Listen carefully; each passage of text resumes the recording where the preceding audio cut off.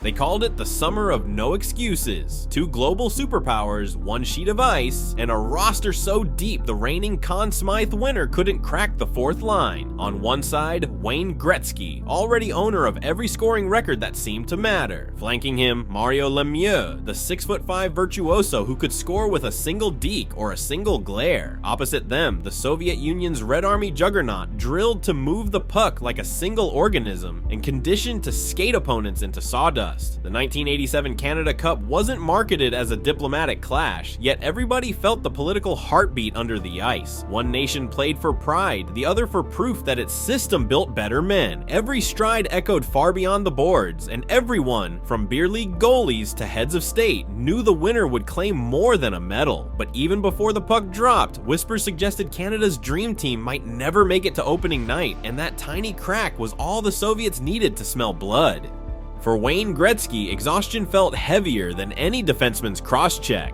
3 cups in 4 seasons with Edmonton had been glorious, but the price was springs that bled into summers, and summers that vanished overnight. When Hockey Canada confirmed the Canada Cup would leapfrog a year forward to dodge the 1988 Calgary Olympics, Gretzky blinked and saw the calendar robbery in hard numbers. Camp would slice his offseason by 5 critical weeks. Privately, he told confidants he was 80% leaning toward rest. Publicly, he mused, maybe we wait for 89. Fans gasped, columnists sharpened knives. Meanwhile, Mario Lemieux sat in Pittsburgh nursing a back that barked every time he bent over to tie skates. The Toronto press labeled him a national team draft dodger, citing 2 prior no-shows. Lemieux, stung, reminded anyone who'd listen, 17 games missed this year alone. I'm not immortal. Add Mike Bossy's chronic back collapse, 38 goals on 1 working vertebra, then doctor-ordered retirement, and suddenly Canada's invincible aura looked paper-thin. Oilers owner Peter Pocklington tried guilting his superstars. The only way Wayne won't play is if he's hit by a bus. Glenn Sather countered with pragmatism, if my core burns out in September, nobody's lifting the cup in June. As July faded, Canadians wondered whether the most talented lineup ever conceived would exist only in Barstool fantasies. But uncertainty has a strange habit. The more it lingers, the harder it snaps when someone finally decides to act. Serge Savard, fresh off architecting Montreal's last dynasty, held the GM clipboard and exactly 0 patience for drama. His first phone call went to Mike Keenan, the fiery bench boss who had just dragged a blue-collar Flyers squad to within 1 period of sabotaging Gretzky's Oilers. Keenan accepted before Savard could finish the sentence. Once-in-a-lifetime challenge, count me in. The selection camp became a human brick kiln. Fitness tests ran until lactic acid pooled like cement. Then came the systems meetings that felt longer than Congress sessions. Keenan wanted silk and sandpaper, and he got both in obscene quantities. Skill side, Gretzky, Lemieux, Coffey, Bourque, Messier, Anderson, Murphy. Sandpaper side, Rick Touche swinging a lumberjack stick, Brent Sutter destroying cycles, Claude Lemieux living to steal breath in the crease. The shocker, a 22-year-old Steve Yzerman, fresh off 90 points, cut at the last whistle. Reporters choked, Keenan shrugged, can only dress 20.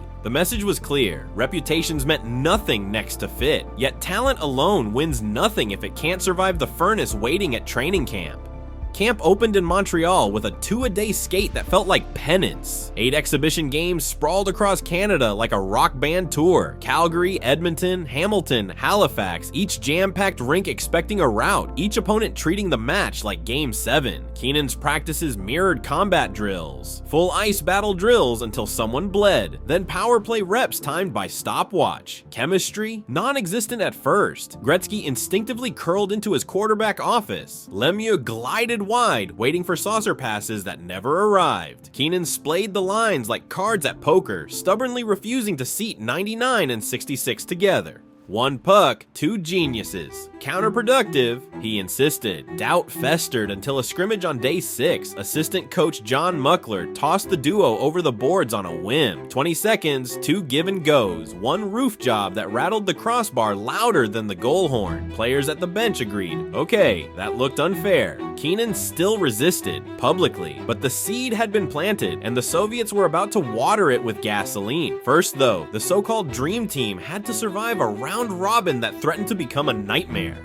Opening night in Calgary should have been a coronation, yet half the Saddledome seats stayed empty, an omen as haunting as the 4-4 score blinking on the final horn versus the rock-solid Czechs. Dominik Hasek, years from NHL superstardom, turned away 38 shots, and Canadian tabloids erupted, checkmated. 2 nights later in Hamilton, Finland arrived with the sole purpose of getting under every Canadian's skin. Dale Hawerchuk restored order 3 minutes in. Tocchet hammered home a greasy rebound, and the 4-1 verdict felt calming, but only briefly. Game 3 against the United States exploded into a Cold War street fight. Elbows higher than shoulders, sticks carving arcs like sabers. Pat LaFontaine shocked the partisan crowd with the first goal, and Canada trailed at intermission for the second time in 3 nights. Enter Lemieux, whose natural hat trick, 2 on searing one-timers, 1 on a power move backhand, pivoted the score, the building, and perhaps the entire national mood. Sweden finished the round-robin gauntlet. Bent Gustafsson's snipe and Lars Persson's point blast stunned Canada into 2 separate deficits before Gretzky danced through 3 yellow jerseys and fed Lemieux for the late winner.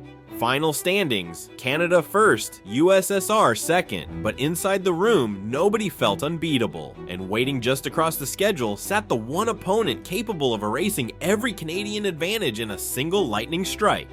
The Soviets arrived in Hamilton clad in scarlet warm-ups and colder stares. Their KLM line, Krutov, Larionov, Makarov, operated by telepathy, while blue line pillars Fedosov and Kasatonov launched breakout passes without looking. The preliminary 3-3 tie between the powers might have felt harmless were it not for the officiating controversy that followed. Canada enjoyed 5 power plays, the USSR none. Assistant coach Vladimir Yurzhanov barked to Russian journalists, "We are playing 6 on 8. As if scripted, hockey's political theater now had its villain and its hero, and each believed the other wore the black hat. For Team Canada, the tie served as a cosmic post-it note. Gretzky and Lemieux together, or perish. Keenan convened a midnight coach's huddle and agreed to staple his 2 demigods on the same line for the do-or-die rounds. The fuse was primed. First, a semifinal rematch against a Czech squad that had already proven Canadians could bleed. Czechoslovakia punched first, twice, before most hot dog wrappers hit the floor. A slot one-timer, then a high glove wrister that silenced Cops Coliseum. Mike Keenan's jaw flexed so hard, teammates thought his molars might splinter. Dale Hawerchuk answered by rocketing down the right wing and slapping a puck so vicious it changed direction off a hip and fooled Hasek. 42 seconds later, Lemieux collected a Gretzky drop pass, measured the target like a pool shark, and wired it upstairs. Tie game. When Czechs took a late hooking penalty, the Canadian power play executed a textbook triangle. Coffee high, Gretzky half wall, Lemieux net front, ending in Lemieux's rib-high snapshot under the bar. A 5-3 final pushed Canada into the clash everyone wanted. Gretzky now sat with a record 18 assists. Soviet scouts took notes, but likely just wrote, "Stop him? Impossible." Yet greatness rarely walks a straight line, and the first game of the final would throw Canada off a cliff.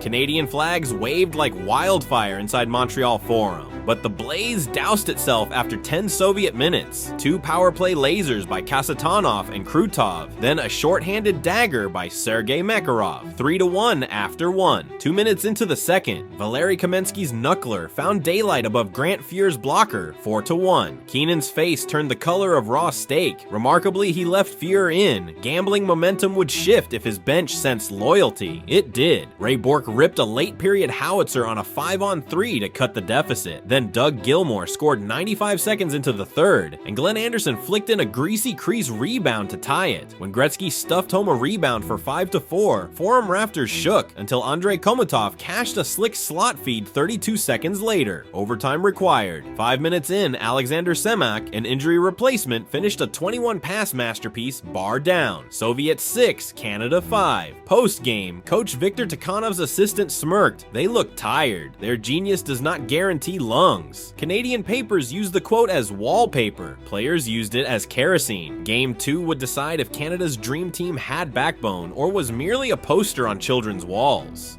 Game 2 mirrored a roller coaster engineered by sadists. Tied 3-3 after 40, Lemieux opened the third by finishing a Gretzky saucer, only to see Kamensky answer again, 5-5 late. Overtime, but not for long. On a broken play, Gretzky jabbed a rebound off the end boards. Lemieux peeled from behind the cage, one-kneed into the slot, and wired it under the sprawling Milnikov. Maple Leaf Gardens detonated. Series tied. Keenan finally publicly admitted, fine, they're better together. Everything pointed to Game 3 as hockey's version of Apollo 11. It began like Apollo 13. Krutov pickpocketed Gretzky and fed Makarov 1-0 Soviets. Then Gasarov's howitzer and Fedosov's walk-in deke 3-0 at 8:29. Canadian fans tasted 1981 deja vu. Enter Toche, who bulldozed the end boards, jarred the puck loose, and scored off a Murphy rebound. His next shift, he bodied 2 Soviets off the puck, freeing Sutter to feed Brian Propp 3-2. Near period's end, Komatov snuck one 5-hole 4-2, but the bleeding had slowed. Second period, Murphy blasts a power play bomb 4-3. 96 seconds later, Sutter equalizes on a Howard Chuck feed, then Howard Chuck bulldozes through traffic for the 5-4 lead. Forum air turned electric, then frigid when K-Mac, serial Canadian killer, tied at 5 midway through the third.